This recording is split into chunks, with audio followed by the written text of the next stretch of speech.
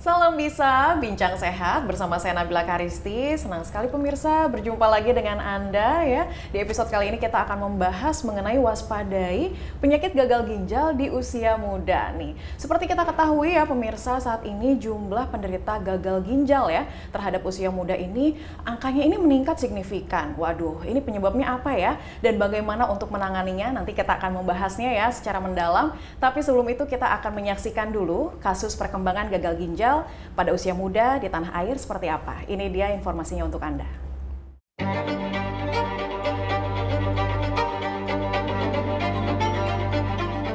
Akhir-akhir ini, tren pemberitaan mengenai meningkatnya jumlah penderita gagal ginjal pada kelompok usia muda yang mengharuskan mereka cuci darah atau hemodialisis.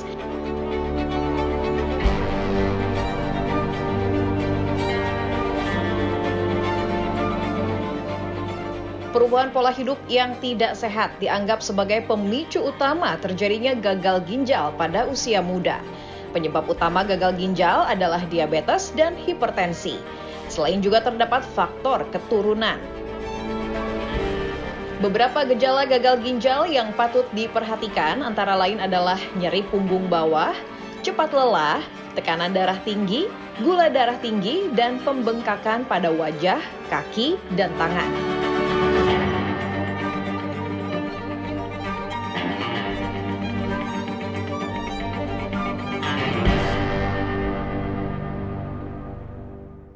Ya, pemirsa Bincang Sehat, tadi kita sudah menyaksikan ya kasus perkembangan gagal ginjal pada usia muda di Indonesia. Ternyata jumlahnya ini banyak ya pemirsa. Nah, kita akan berkenalan dulu ya dengan narasumber yang sudah hadir nih bersama saya, yaitu adalah Dr. Linggar Ramot Gumelar, spesialis penyakit dalam dari Rumah Sakit Hermina Bitung. Bagaimana kabarnya dokter? Baik, alhamdulillah sehat. Waduh, dokter, kita akan membahas nih secara mendalam mengenai gagal ginjal, terutama pada usia muda nih ya dok ya. Tapi sebelum itu kita pengen tahu dulu nih, apa sih sebetulnya yang dimaksud dengan gagal ginjal nih?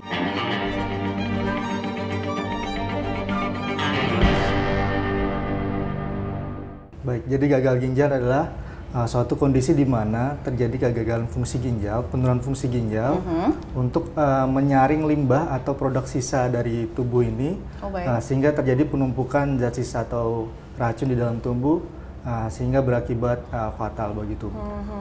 Oh, artinya memang fungsi dari ginjal tidak bisa berfungsi secara baik yang tadinya mungkin harusnya menangkal zat-zat toksin begitu ya dokter ya, atau untuk metabolisme. Zat-zat toksin ya. Sini pada gagal ginjal dia terjadi penurunan fungsi itu. Oke, termasuk juga pada metabolisme tubuhnya. Ya, betul. Oke, baik. Nah, kira-kira dari gagal ginjal sendiri ada berapa jenisnya nih dok? Jadi secara durasi gagal ginjal ini dibagi menjadi dua. Gagal ginjal akut dan gagal ginjal kronis. Pada gagal ginjal akut ini terjadi secara mendadak, hitungan jam atau hari. Namun pada kondisi ini terjadi secara reversible atau balik lagi ke kondisi awal ketika kita bisa mengatasi penyebab utamanya. Kemudian gagal ginjal kronis. Gagal ginjal kronis ini terjadi secara bertahap. Secara bertahap, hitungan bulan atau hitungan tahun. Namun kita bisa menghambat perkembangannya. Pada gagal ginjal kronis ini kondisinya irreversible, artinya dia bisa balik lagi ke kondisi yang normal. Namun kita bisa menghambat perkembangannya dengan mengatasi penyakit-penyakit kronisnya itu. Oh baik, tapi yang lebih parah berarti gagal ginjal akut apa kronis tuh dok? Tergantung derajatnya. Pada gagal ginjal kronis yang stadium 5 yaitu gejalanya sudah parah. Pada gagal ginjal akut juga terjadi beberapa stadium. Jika sudah stadium akhir juga gejalanya parah gitu. Jadi harus ditangani secara cepat. Secara cepat begitu ya dok ya. Nah untuk rentang usianya sendiri bagaimana nih dok? Jadi untuk rentang usia dibagi dalam beberapa kelompok usia. Ada kelompok usia di atas 65 tahun. Kelompok ini memang paling banyak tingkat kejadiannya. Tingkat kejadian paling banyak di atas 65 tahun.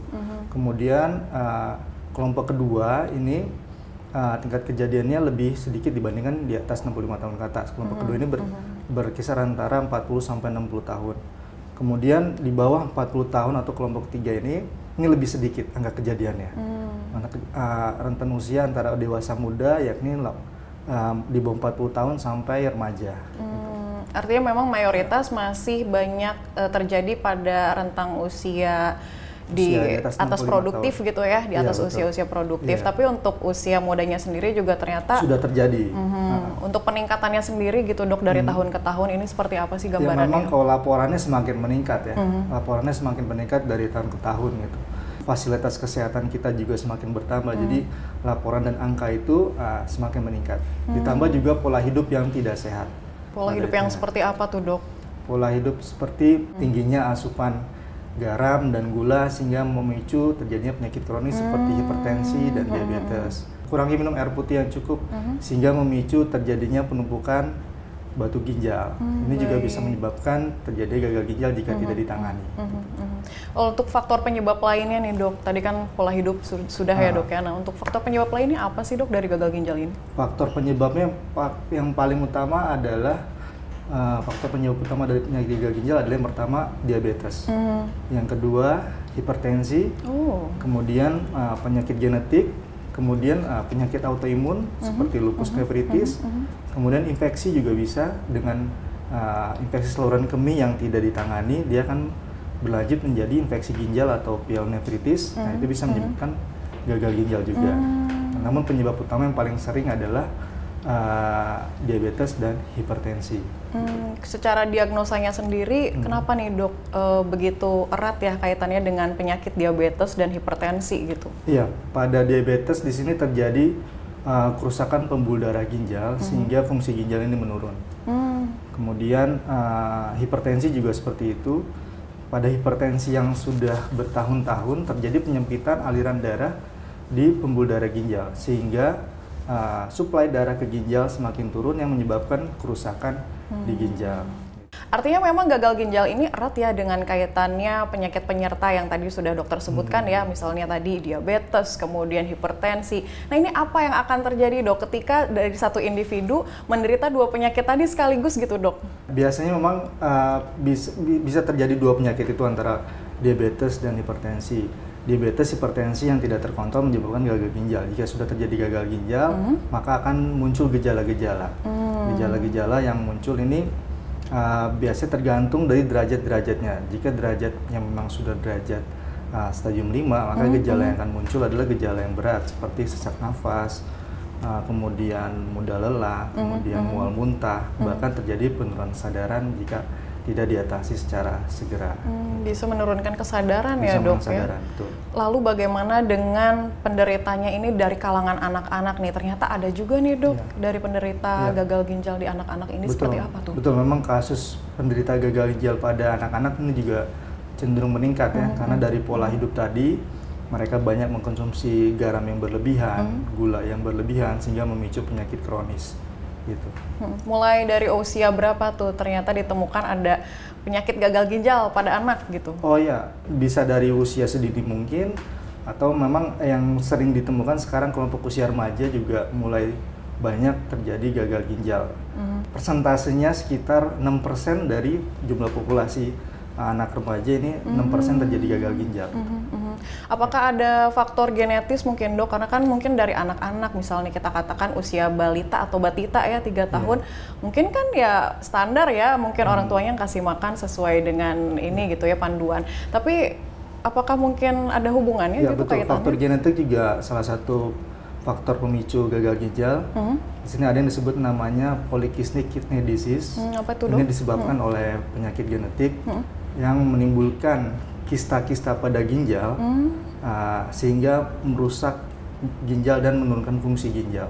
Ini didapatkan memang dari genetik bawaan dari lahir, seperti itu. Oke. Apakah berpengaruh juga misalnya ketika seorang ibu yang sedang mengandung kemudian pola hidupnya tidak sehat begitu ya, dan akhirnya berdampaknya terhadap anaknya nih setelah dilahirkan? Ya, itu bisa ada juga. kasusnya? Tapi kalau untuk kasus polycystic kidney disease ini disebabkan mungkin dari mutasi genetik atau itu. Oke, baik. Termasuk pada bayi juga begitu ya dok ya? Iya, betul. Itu apa yang dirasakan pada anak-anak dan bayi saat terkena gagal ginjal? Gejala pada anak mungkin secara umum mirip seperti dewasa, sesak yang berat, kemudian mudah lelah, anemia, kemudian bisa terjadi penurunan kesadaran juga. Untuk fungsi dari metabolismenya sendiri seperti apa nih dok? Tanda-tandanya memang biasanya kalau pada derajat yang ringan ini tanda-tanda belum muncul. Gejala-gejala ini muncul pada derajat-derajat yang sudah mendekati derajat sedang atau derajat berat. Muncul gejalanya itu mulai sesak nafas, mudah lelah, kekurangan darah, anemia, seperti mual muntah, seperti itu. Oke, baik dokter, kita akan jeda terlebih dahulu ya. Pemirsa, kita akan jeda terlebih dahulu dan Bincang Sehat akan segera kembali sesaat lagi.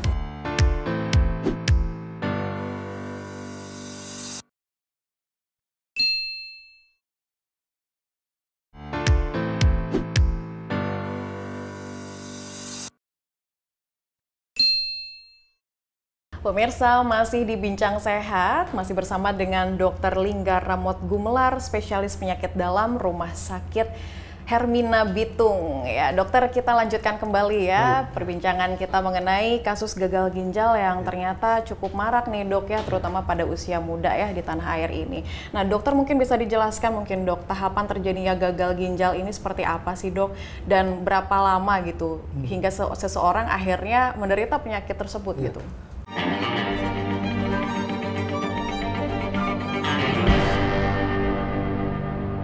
Pada gagal ginjal ini terdiri dari beberapa tahap ya, dari tahap 1, 2, 3, 4, 5. Tahap 1 ini di sini gagal fungsi ginjal ini terjadi kerusakan yang ringan, kemudian tahap 2 sudah mulai terjadi penurunan fungsi ginjal juga masih ringan, kemudian tahap ketiga penurunan fungsi ginjal ini sudah derajat sedang.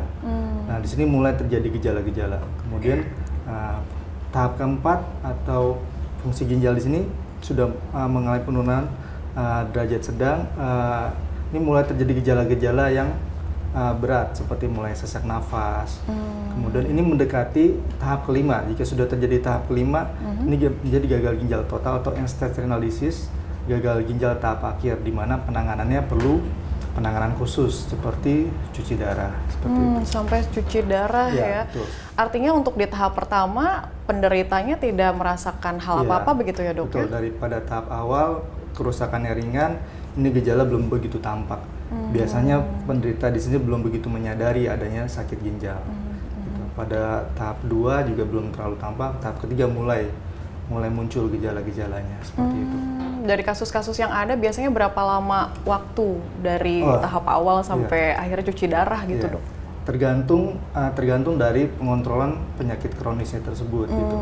Bila dia sudah punya penyakit kronis, diabetes atau hipertensi yang tidak terkontrol, dari tahap 1 menuju tahap 5 ini akan lebih cepat. Tapi kalau dia sudah rajin mengkontrol diabetes dan hipertensinya itu, dari tahap 1 menuju tahap 5 mungkin nggak akan sampai tahap 5, tahap 2 atau tahap 3 gitu. Dia bisa berhasil mengkontrol itu. Asal berhasil untuk mengontrol tersebut ya dok ya. Nah untuk mengenali gejala akut dan gejala kronis tadi ini bagaimana nih seseorang bisa? Karena pada tahap 1 dan 2 ini gejala belum terlalu tampak ya, disarankan bagi penderita diabetes, hipertensi ini kontrol secara berkala ke rumah sakit untuk melihat fungsi ginjal. Itu kita memeriksa laboratorium, gitu. Urium dan kreatininnya sudah di berapa angkanya, nanti kita melakukan penilaian laju filtrasi glomerulusnya gitu.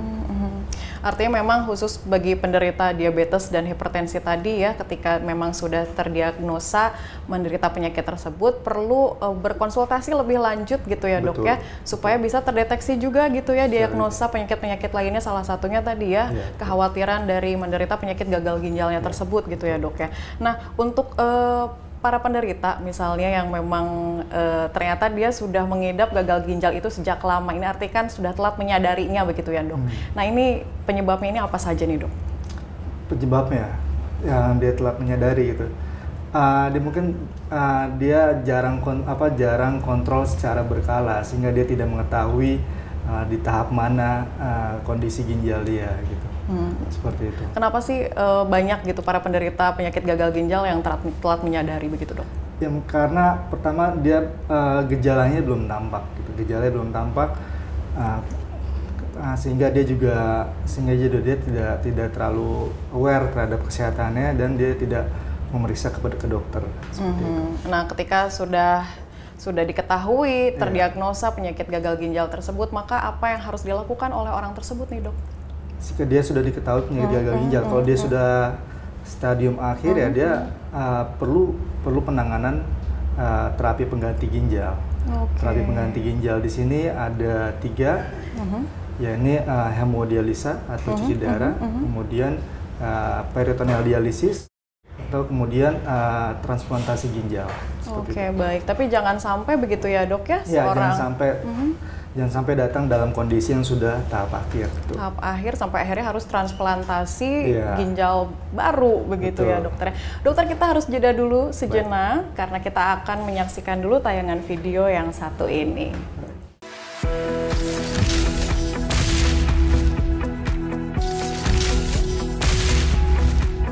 Penyakit gagal ginjal dapat dicegah atau dikendalikan dengan menerapkan pola hidup sehat. Mulailah dengan menjaga pola makan rendah garam dan gula, serta berolahraga secara teratur.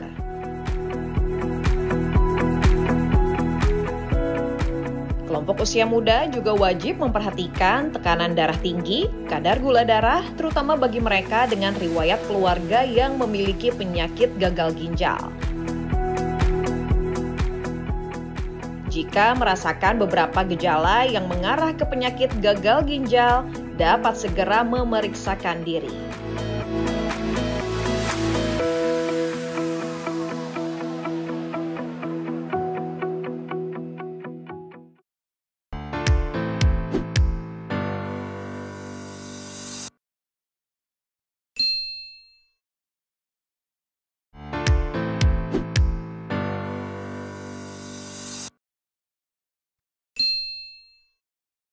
Masih di Bincang Sehat bersama dengan Dr. Linggar Ramot Gumelar, spesialis penyakit dalam Rumah Sakit Hermina Bitung. Dokter, kita lanjutkan kembali. Tadi kita sempat tertunda ya mengenai penanganan penyakit gagal ginjal. Tadi kan dokter menyebutkan ada 2 jenis ya, gagal ginjal akut dan kronis. Ini mungkin penanganannya pastinya berbeda-beda ya dok ya? Seperti apa nih dok?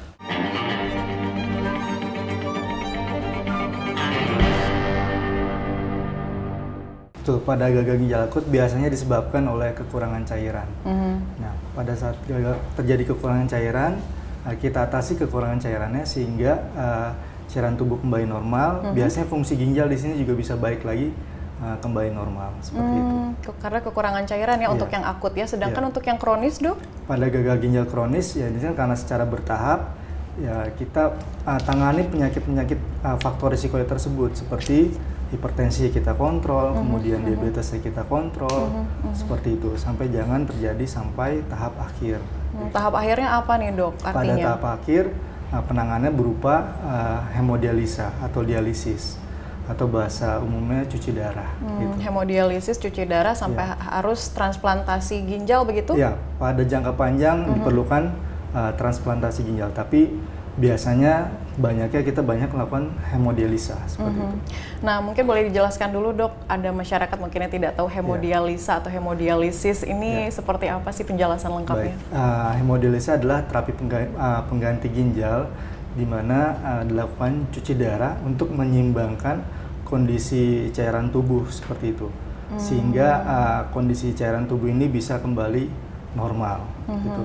Namun cuci darah ini pada gagal ginjal tahap akhir yang disebabkan penyakit kronis ini bisa berulang dilakukan seminggu 2 kali biasanya, atau seminggu 3 kali pada yang kasus berat seperti itu, agar menjaga keseimbangan cairan si pasien ini agar tidak sesak seperti itu. Itu memang harus dilakukan secara berulang. Apa efeknya kalau misalnya tidak dilakukan? Iya betul, secara berulang karena pada pasien gagal ginjal ini sudah tidak berfungsi dengan baik, sehingga fungsi itu diganti dengan hemodialisa tersebut. Itu jika tidak dilakukan, ya artinya terjadi penumpukan racun dan penumpukan cairan di badan dia, dan akan mengakibatkan sesak hingga penurunan kesadaran seperti itu. Efek setelah individu melakukan cuci darah ya atau hemodialisis tadi seperti apa sih dok? Efeknya, kalau memang sesuai cocok takaran dan dosisnya, itu efeknya akan baik. Cairannya bisa dibuang sehingga kondisi badan dia bisa kembali menuju normal, dia akan jauh lebih nyaman dan sesaknya bisa berkurang seperti itu. Artinya tidak ada efek negatif ya setelah hemodialisis begitu ya? Efek negatif mungkin ada, tapi lebih banyak efek manfaatnya dibandingkan dengan negatifnya. Efek negatifnya kalau boleh bisa diceritakan seperti apa nih dok? Efek negatifnya mungkin pada pasien yang misalnya tensinya tidak cukup, tekanan darahnya tidak cukup, dipaksakan dilakukan hemodialisa, ini tensinya akan drop. Nah, pada saat itu kondisi akan darurat seperti itu. Supaya tidak sampai hemodialisa begitu ya dok ya, apa yang harus dilakukan oleh pasien penderita gagal ginjal kronis ini dok? Agar tidak sampai cuci darah, ya tentunya dia harus mengontrol penyakit kronisnya. Misalnya dia punya diabetes, dia kontrol diabetesnya, dia punya hipertensi, dia kontrol hipertensinya agar tidak menjadi sampai tahap kelima itu. Harus minimal di tensi berapa ketika misalnya akan mau melakukan cuci darah tersebut gitu dok? Tadi kan ada syaratnya ya untuk cuci darah. Oh iya, tensinya minimal di angka 110/70. Itu di angka yang cukup untuk dilakukan cuci darah. Oke, baik. Itu. Tapi biasanya pada pasien gagal ginjal kronis ini tekanan darahnya tinggi biasanya. Baik, untuk gaya hidupnya sendiri ketika seseorang sudah didiagnosa penyakit gagal ginjal kronis gitu, apa yang perlu dilakukan ya dok untuk gaya hidupnya sendiri, pola hidup sehatnya? Jadi dia perlu membatasi asupan garam, kemudian asupan gula, kemudian asupan cairan juga tidak boleh berlebihan, kemudian asupan protein juga dibatasi.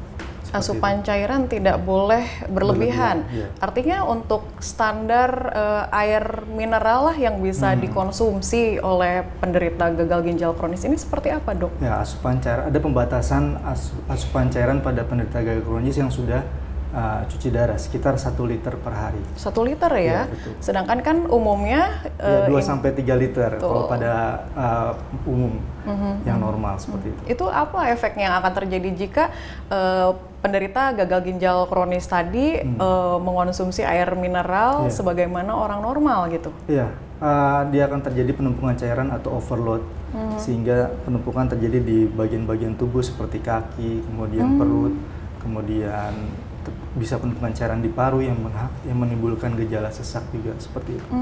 Nanti kakinya akan bengkak gitu apa bagaimana dok? Betul, kalau itu dia tidak membatasi asupan cairan. Setelah misalnya diketahui ternyata harus membatasi cairan karena didiagnosa, oh ini terlalu berlebihan nih cairannya, apa yang harus dilakukan dari penderita tersebut nih dok? Yang harus dilakukan tadi batasi asupan cairan, kemudian dia rutin melakukan cuci darah untuk membuang racun dan cairan yang ada di badan dia sehingga tetap dalam kondisi seimbang. Berarti ketika cairannya bocor ya ibaratnya tadi kan karena minumnya berlebihan itu berarti dikeluarkan laginya itu akan mudah atau bagaimana tuh dok? Dikeluarkannya ada dengan cuci darah tadi. Oh dengan cuci darah tadi ya. Oke, baik. Karena fungsi ginjalnya sudah turun sehingga asupan cairan yang masuk ke badan dia kan tidak dikeluarkan lagi dengan baik. Jadi kita butuh cuci darah untuk mengeluarkan itu, seperti itu. Baik. Beredar juga informasi di masyarakat mengenai menahan pipis begitu ya dok ya, ini bisa menimbulkan gagal ginjal, ini apa benar atau seperti apa? Menahan pipis ini kaitannya mungkin dengan infeksi saluran kemih. Nah, banyak masyarakat yang karena pola kerja segala macam dia sehingga tidak bisa, dia menahan pipis lama sehingga menimbulkan infeksi saluran kemih. Nah, infeksi saluran kemih yang berulang ini beresiko menyebabkan terjadinya infeksi ginjal, disebut pyelonefritis. Namun penyakit ginjal ini adalah penyakit gangguan ginjal akut, itu bukan kronis. Ini bisa diatasi dan ditangani bila segera dilakukan penanganan.